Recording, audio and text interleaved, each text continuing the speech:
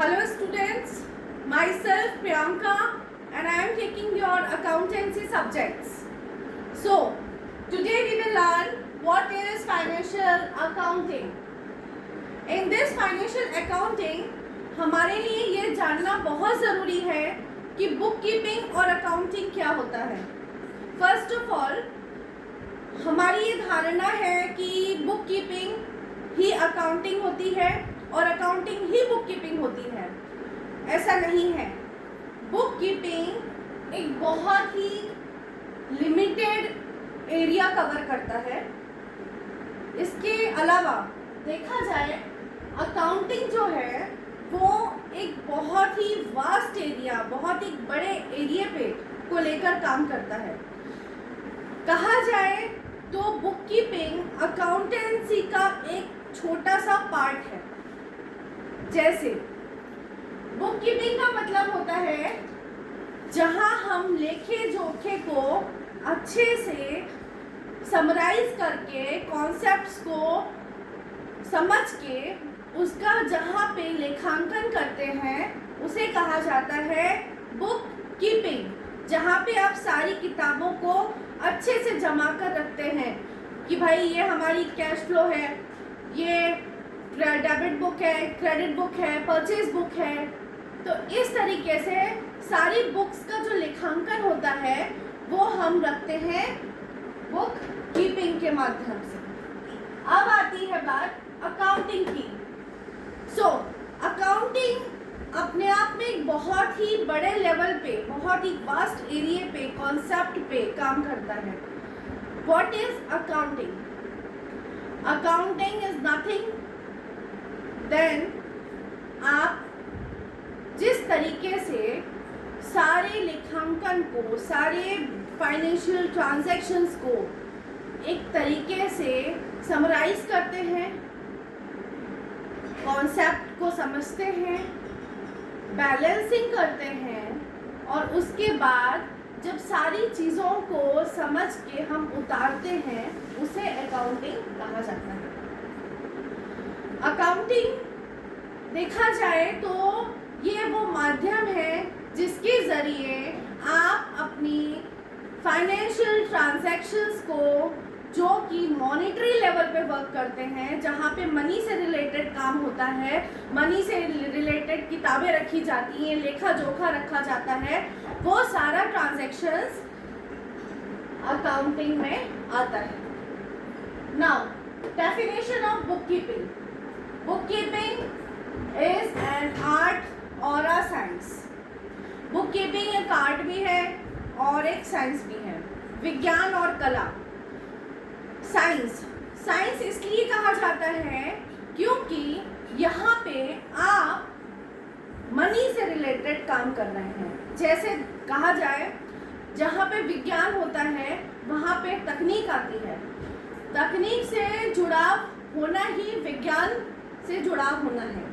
वैसे ही book keeping science भी है क्योंकि वो न्यूमेरिकल्स पे काम कर रहा है, अंकों पे काम कर रहा है, पैसों पे काम कर रहा है, फाइनेंशियल ट्रांजैक्शंस कर रहा है, जिसके कारण उसका ये एक फीचर है कि बुक कीपिंग विज्ञान भी है और कला भी. कला इसलिए क्योंकि हम ये सारे फाइनेंशियल ट्रांजैक्शंस को जब एक तरीके से अच्छे से सजा के अपनी किताबों में उतारते हैं तो उस कला को आर्ट कहा जाता है. तो इस तरीके से देखा जाए तो book keeping itself is an art and as well as a science too. Now next point, record of individual firms, institutions और एंड ऑर्गेनाइजेशंस. तो रिकॉर्ड एक इंडिविजुअल का हम कैसे करते हैं? भाई देखिए, आपको मैंने 10 रुपये दिए, ये एक इंडिविजुअल का ट्रांजैक्शन है. जैसे मैं आपको बता रही हूँ, एक पर्सन पैसों का जो लेन देन कर रहा है, 10 रुपये में से 5 रुपये का जाना, 5 रुपये बच के उसमें से 3 रुपये का जाना. तो जिस माध्यम से हम ये पैसों को खर्च कर रहे हैं उसी माध्यम से हम इन पैसों के खर्चे को जब किताबों में उतारते हैं उसे कहा जाता है रिकॉर्ड्स ऑफ एन इंडिविजुअल. उसी प्रकार हर एक बड़ी ऑर्गेनाइजेशन का, हर एक बड़े इंस्टीट्यूशन का, हर एक बड़ी फर्म का अपना एक रिकॉर्ड होता है, फाइनेंशियल रिकॉर्ड होता है, मॉनेटरी रिकॉर्ड होता है, जिसे हम कहते हैं record of an individual firms and institution, जो कि एक बुक कीपिंग का फीचर कहलाता है। क्योंकि हमें हर माध्यम को लिखना पड़ता है, समझना पड़ता है, मेमोराइज करना पड़ता है, तब जाके हम एक रिकॉर्ड ऑफ बुक बनाते हैं, जिससे हमें ये पता चलता है कि हमने कहाँ आय व्यय किया है, लेन देन किया है। Certain book, now book keeping बहुत सारी लेखा जोखा जो करती है, उन सबको करने के बाद सारे फाइनेंशियल ट्रांजैक्शंस को जब एक फाइनल रूप से कहीं पे उतारा जाता है, उसे कहते हैं लेजर और बैलेंस शीट। तो ये एक सर्टेन बुक है जो हमें सबसे ज़्यादा ज़रूरी होती है ये जानने के लिए कि फाइनल ट्रांजैक्शन हमारी फर्म का, ऑर्गेनाइजेशन का, इंडिविजुअल का कैसा रहा, हमारा प्रॉफिट एंड लॉस क्या है, हमारे पूरे ऑर्गेनाइजेशन की एक्चुअल आउटकम क्या निकला। तो वो सब जो लेखा जोखा हमें निकल कर आता है, वो सब आता है किससे? लेजर से। So book keeping maintains a certain book which is named as ledger journal. So these journal and ledgers are your certain books where we keep all the records and finalize our profit and loss through these books. Now, object of recording. अब हमारा माध्यम क्यों है, क्या है? Record करने का माध्यम क्या होता है? देखा जाए तो हम जिस तरीके से अपने मॉनेटरी फाइनेंशियल ट्रांजैक्शंस को, कैश फ्लो को, फंड फ्लो को जिस तरीके से हम रिकॉर्ड करते हैं, वो माध्यम ये दर्शाता है कि हम अंत में अपने खर्चे, लेन देन, आय व्यय में हमारा क्या रिजल्ट रहा। तो जो रिजल्ट आउटकम निकल कर आता है, वो आता है हमारी रिकॉर्डिंग से। जब हम फंड्स की रिकॉर्डिंग नहीं करेंगे, जब हमारे पास हमारा लेखा जोखा ही नहीं रहेगा, तो हम किस तरीके से ये बता पाएंगे कि हमारा प्रॉफिट हुआ है, लॉस हुआ है, हमने क्या लेन देन किया है, किसके साथ हमारा डेबिट क्रेडिटर्स के हमको क्या, किसको लेना है, किसको देना है। ये सारा जो लेखा जोखा हम रिकॉर्ड करते हैं, उसका माध्यम ऑब्जेक्ट यही होता है कि at the end of the day we can analyse, summarise our profits, loss, our financial needs, how we meet our financial needs. Is there any criteria to get the profit? Is there any way to how to manage our fund flow, how to manage our cash flow?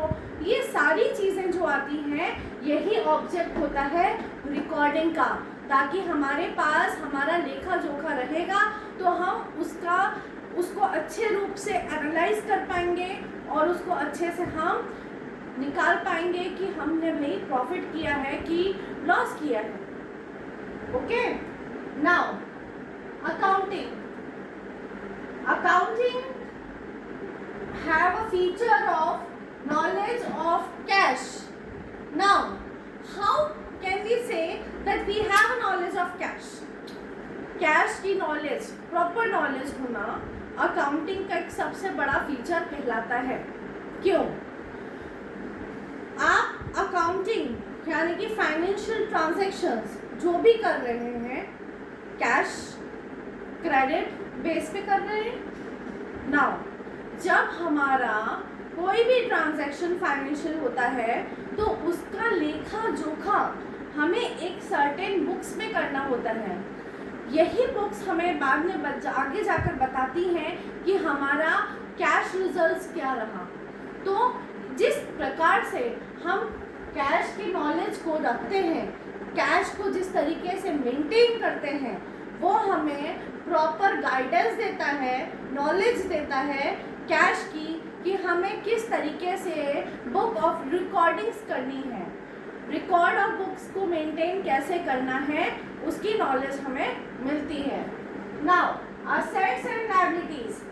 Assets and liabilities हमें ये बताती हैं कि हमारी firm की, हमारी organisations की क्या क्या वैल्यूएशंस रही असेट्स में और हमारी लायबिलिटीज में, because it is very very necessary to understand our assets and liabilities, because without these understanding we cannot follow, we cannot maintain our records through these accounting books, क्योंकि जब तक हमें हमारे डेबिटर, क्रेडिटर्स, लायबिलिटीज, असेट्स इनकी जानकारी नहीं हो पाएगी, हम बुक मेंटेन नहीं कर पाएंगे, हम अकाउंटिंग नहीं कर पाएंगे। Now satisfying judicial analysis. Now satisfying judicial analysis, इसकी धारणा ये है कि लोगों का मानना है कि भाई ये कोई एक्ट होगा।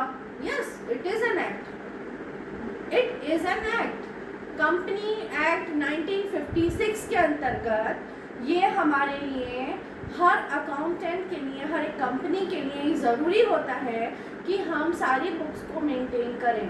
हमें अकाउंटिंग लॉ, कंपनी लॉ 1956 के एक्ट के तहत जो बुक्स मेंटेन करनी होती हैं वो दर्शाती हैं हमें, हमारे सेटिस्फाई करती है नीड्स को जुडिशियल एनालाइज करने में, ताकि हम एनालाइज कर पाएँ, हम कंपनी लॉ के अंतर्गत अपने आप को इस तरीके से मेंटेन करके, एनालाइज करके दिखा पाए कि that we are meeting our all financial goals according to the Act of Companies Law 1956 through this Judicial Act.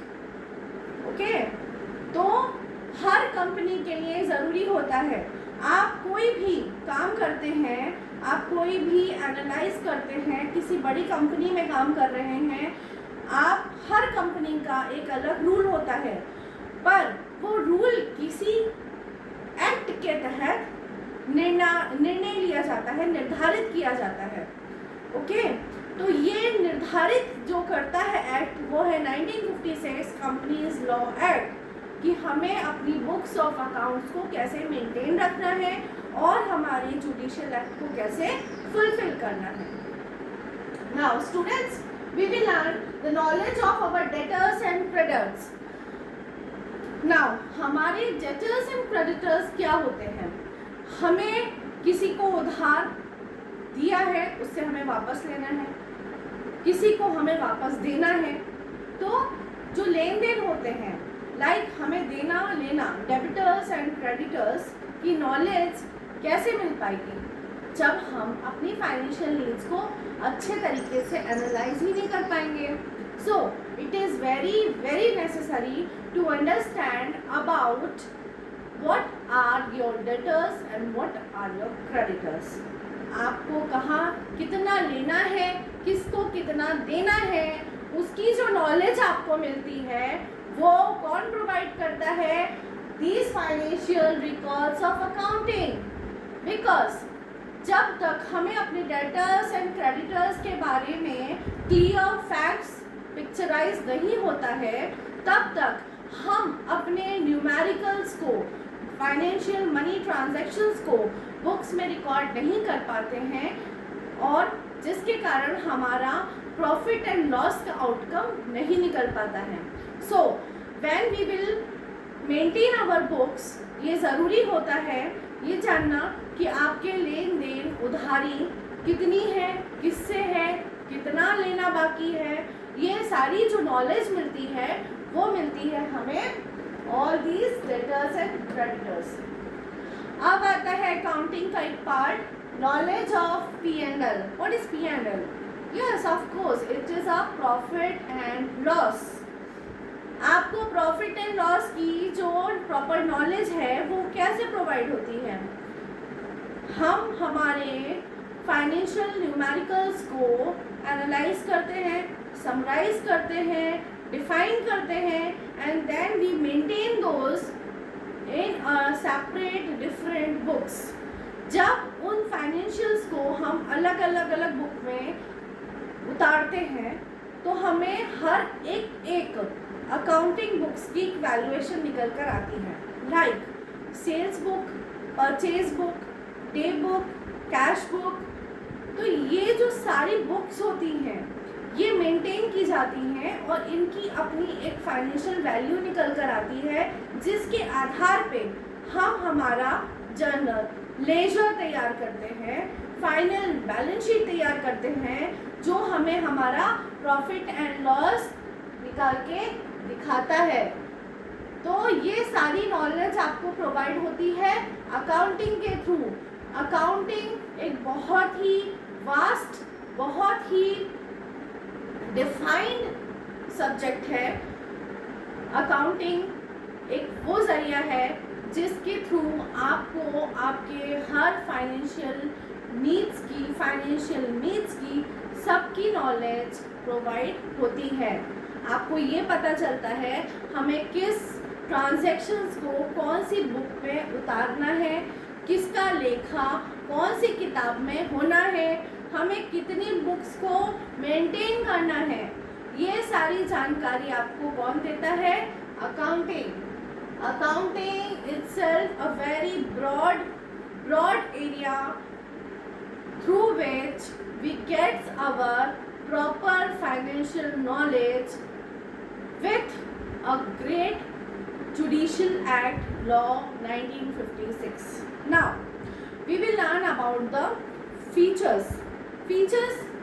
All these are the features, but इसके अलावा भी हमारी कुछ बुक्स होती हैं जो हम मेंटेन करते हैं, जैसे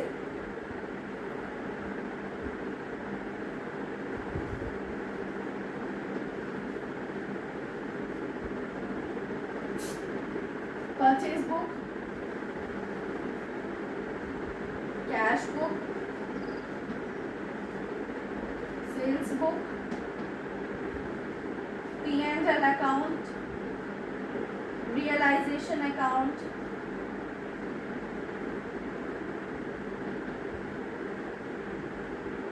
balance sheet,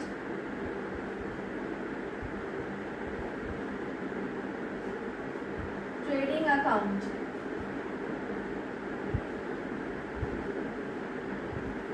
Purchase book, cash book, sales book, P&L account, realization account, balance sheet and trading account. All these are the account. Actually, these are the account where we update our financial according to their records. Purchase book में आप maintain करते हैं कि आपने आपके पूरे outflow में कितना परचेज किया, कितनी वैल्यू पे किया, किस तरीके से किया, किस वेंडर से किया, किसको कितना कैश दिया। ये सारा ट्रांजैक्शन आपको मिलता है परचेज बुक में। नाउ कैश बुक में वो सारा लेखा जोखा आता है जिसका ट्रांजैक्शन आप कैश के थ्रू करते हैं, और इसीलिए हम मेंटेन करते हैं कैश बुक।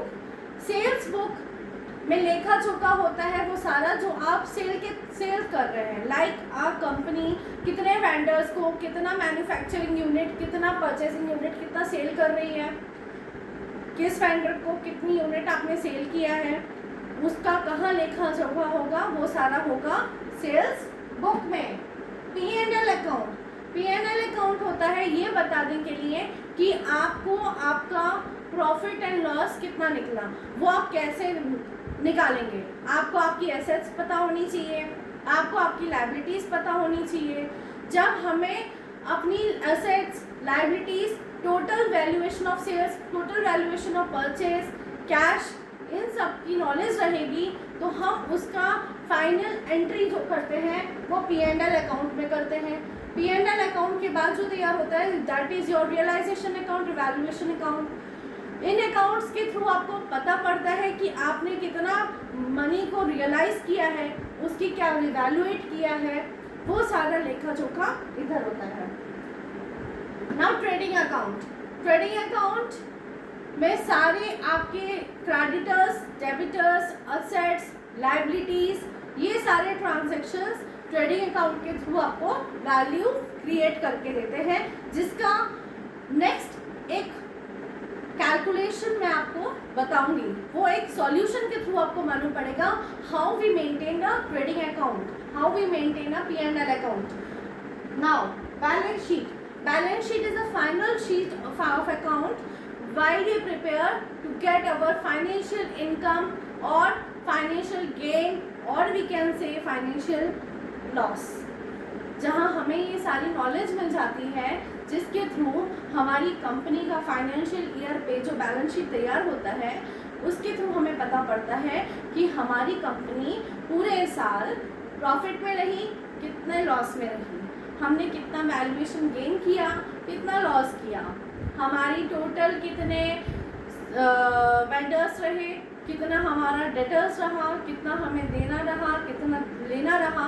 ये सारा जो लेखा जोखा फाइनल निकल कर आता है वो आता है बैलेंस शीट के थ्रू. सो हम ये कह सकते हैं कि अकाउंटिंग और बुक कीपिंग बहुत अलग है. आपको आज के सेशन में ये बात समझ में आई होगी कि बुक कीपिंग जो होती है वो एक बहुत ही नैरो एरिया में कवर करती है ताकि आपको सिर्फ ये बता सके how we are maintaining our books, different books with different calculations of value. ये सारा जो मेंटेन होता है, रिकॉर्डिंग होता है, वो सारा बुक कीपिंग कहलाता है कि हम भाई इस बुक को इस तरीके से मेंटेन करके यहाँ पे रख रहे हैं. अकाउंटिंग एक बहुत ही वाइड एरिया को कवर करता है जिसके माध्यम से बुक कीपिंग भी उसका एक पार्ट कहलाता है, क्योंकि जो लेखा जोखा आपने बुक कीपिंग में किया है वो बुक कीपिंग आपको अकाउंटिंग में उतार के एनालाइज करके ये बताती है कि आपको किस तरीके से रिकॉर्ड ऑफ अकाउंट्स को फॉलो करना है, मेंटेन करना है और उसको एक वैल्यू क्रिएट करना है. ये सारा पार्ट गेन कराता है accounting. So this is the definition, features, objects of bookkeeping and accounting. Hope you guys understood what these are creating their value, how we record our books, how we get the knowledge of all our financials, how and which books are maintained over here. All these are the features, parts and classifications of accounting and bookkeeping. Okay, thank you children, thank you.